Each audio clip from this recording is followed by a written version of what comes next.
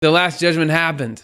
Did you miss it? It happened, and it happened in 1757 when he was writing that. By the way, it's all finished. So how is that possible? And first of all, how could that have happened without anybody noticing? And second of all, how did Swedenborg notice? Well, the answer to both is it took place within the spiritual world. Like I said, within the world of causes. This is where the problem needed to be rooted out. And because it was in the spiritual world, and Swedenborg happened to be on this trip where he could see into the spiritual world, he got to witness it and document it. This is from Last Judgment 45.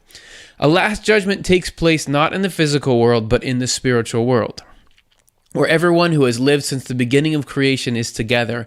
And because this is the case, no one in the physical world can tell when a last judgment has happened. Everyone expects it to happen here, believing it will change everything in the visible heaven, meaning the sky. That's just a way of saying the sky. Everything in the physical world and the whole of humankind. And that's, a lot of people still have that interpretation today, right? People are waiting for this last judgment.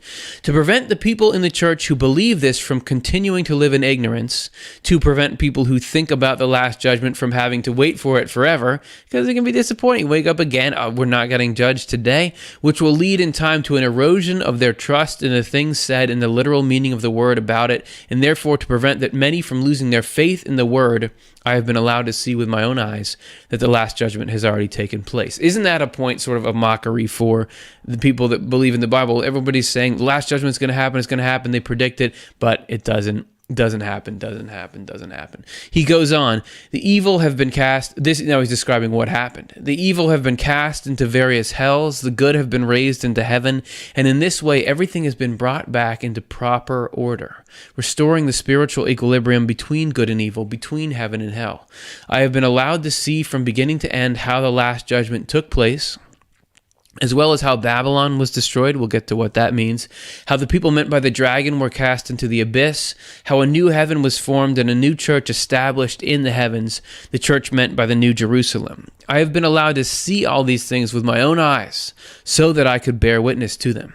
The last judgment began early last year, 1757, and was carried to completion by the end of that year. So if that was your senior year in high school, yeah, it happened while you were taking classes. He gets very specific, not that the spiritual world has the year 1757 in it, but that in the physical world, that's when he started to see it, and it was done by that end in the physical world. And I don't know exactly how the two worlds sync up because, as he said, the spiritual world doesn't have time, but he seemed confident in reporting in physical time, this is when it started, this is when it ends. So he witnessed it, and he saw that the spiritual judgment in the last judgment had to do primarily with four main groups, and they're religious groups. However, just dividing people up by religion can be clunky and offensive and cause problems at times. It's good for us to remember how heaven looks at groups, religious groups. And we actually covered this in a previous show using one of the greatest tools available to man, and that, of course, is a pie chart. So let's take a look at what we did with that chart. We have a pie chart here, and this is how some people want to break up the world. You say, oh, well, there's Christians and there's Muslims and there's non-religious people and so on and so on. But really, that's not a good way to break it up. A more accurate way would be this. I talked about there's a heavenly mindset and a hellish mindset, and we labeled it with these trite words, nice and mean.